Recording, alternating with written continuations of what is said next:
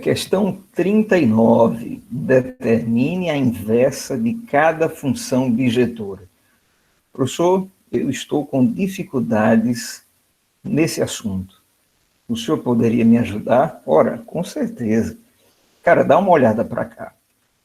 A gente entende uma função, não é, como uma máquina. E isso eu já havia abordado com vocês em aulas anteriores, tá certo? Então, você tem aqui uma função. A função, ela tem números do seu domínio que são jogados aqui na entrada da função, e essa função tem números no contradomínio, que são as imagens, tá certo? Que saem, não é, desta máquina chamada função. Uma outra maneira de a gente ver isso é por meio de diagramas, não é? E aí a gente mostrou para a galera, deixa eu apagar esse ovo aqui para fazer melhor. Você tem um conjunto domínio, que são os números que você pode jogar na máquina, e você tem um conjunto contradomínio, o qual possui os números que você observa saindo da máquina, que são as imagens, tá certo? E onde é que fica a função? A função fica aqui, ó. Cada elemento do domínio que é associado ao elemento do contradomínio, ele passa por uma transformação por meio dessa máquina, por meio dessa função. Quando a questão diz assim, cara, eu quero que você determine a inversa de cada função bijetora, você tem algumas informações. Primeiro, se essa função é bijetora, então ela é tanto injetora quanto sobrejetora. Então ela é bijetora. Se ela é injetora e sobrejetora, vale o seguinte, aí eu quero toda a atenção da minha galera para que vocês saquem essa ideia. Eu posso construir uma função inversa que vai fazer o seguinte: os elementos do contradomínio, mais especificamente as imagens, elas agora serão o domínio dessa função inversa. E eu vou fazer o seguinte: a fórmula, a máquina, ela vai fazer o caminho inverso. Olha que viagem, né? Aí a gente chama de f a menos 1, ou função inversa. Entende? A máquina agora ela vai fazer o seguinte: ela vai pegar cada imagem como se fosse os números de entrada e ela vai associar aos elementos do domínio, que se transformará no contradomínio, contendo o conjunto imagem dessa função. Em outras palavras ainda, olhando esse modelo, é como se eu pegasse o conjunto imagem e jogasse-o nessa função agora de forma inversa, para saber qual foi o número de entrada, ou seja, aquele que foi lançado dentro dela. Ô, professor, ok, mas e como é que eu faço essas contas usando essas fórmulas? A galera viu na videoaula que eu havia passado para vocês, comigo, que a gente já resolveu a letra B. Foi ou não foi? Então eu quero resolver com a galera as letras A e C. Tá certo? Ou seja, aquilo que eu acabei de teorizar, a gente vai fazer na prática, a gente vai praticar. Então, simbora, vamos lá. Eu quero pegar aqui a letra A.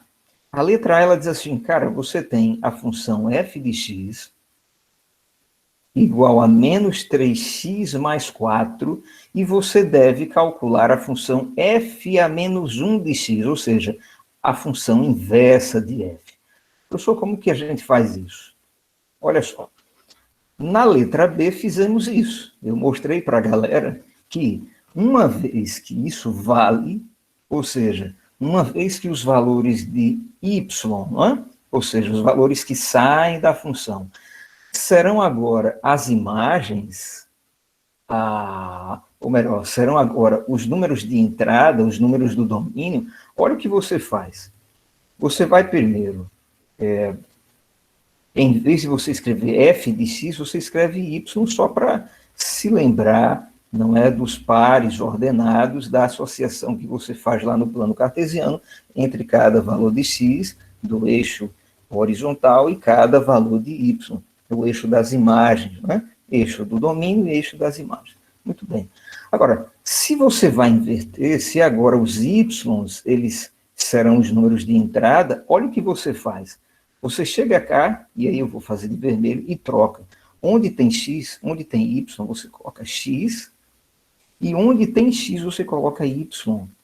Eita, professor, por que eu faço isso?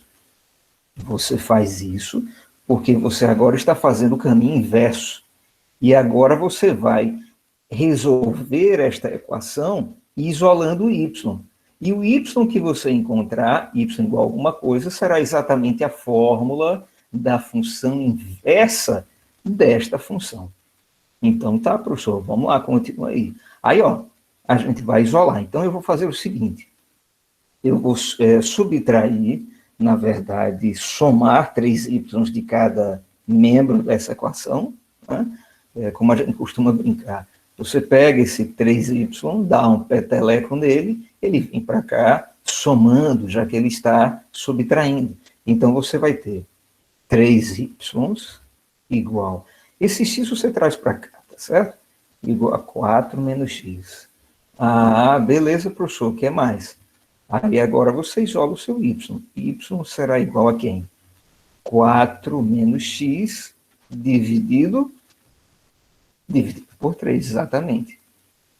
Cara, olha para cá. Essa forma que você acabou de descobrir, ela é bem diferente da original, né? Por quê? Porque esta é a função e esta é a função inversa dela. Ah, e você chama assim, ó.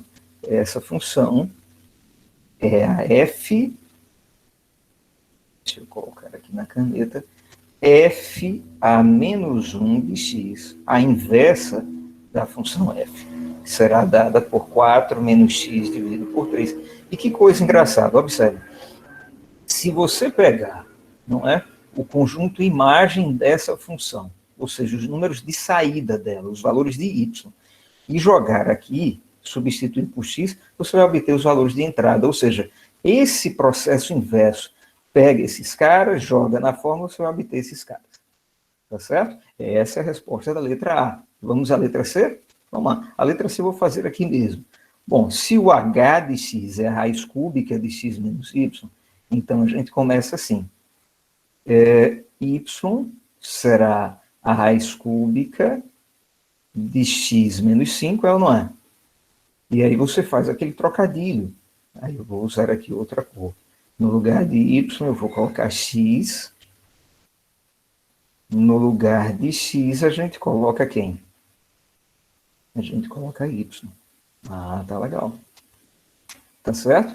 E aí, só dando uma separada para organizar bacana. O que é que nós temos mais? Aí a gente continua. Você vai ter o seguinte. Cara, eu quero isolar o y. Eu quero deixar o y aqui na esquerda, sozinho. E quero, não é, passar o x aqui para a direita. Para você fazer isso, a gente precisa eliminar esse radical. Como que a gente elimina um radical, professor? Elevando ambos os membros dessa igualdade à terceira potência. Como assim? Assim, ó, eu vou colocar aqui x elevado a 3 de um lado e y ao cubo, ou raiz cúbica de y menos 5 elevado a 3. Porque, ó, como a gente viu na potenciação, esses carinhas eles vão se excluir e vai sobrar só o y menos 5. Ou seja, continuando aqui, pessoal, a gente vai ter o seguinte, x ao cubo, a gente vai ter x ao cubo igual a y menos 5. E aí acaba, porque se você deixa o y sozinho e passa esse 5 para lá, você vai obter x ao cubo mais 5 igual a y. É ou não é? Se preferir, você já escreve do jeito que a cabeça não fica bugada, né? Y é igual a x ao cubo mais 5. Ah, maravilha! E aí você terminou, porque você descobriu a função inversa da função original. Aí você escreve assim, olha, h a menos 1 de x, isso significa a função inversa de h, será exatamente x ao cubo mais 5.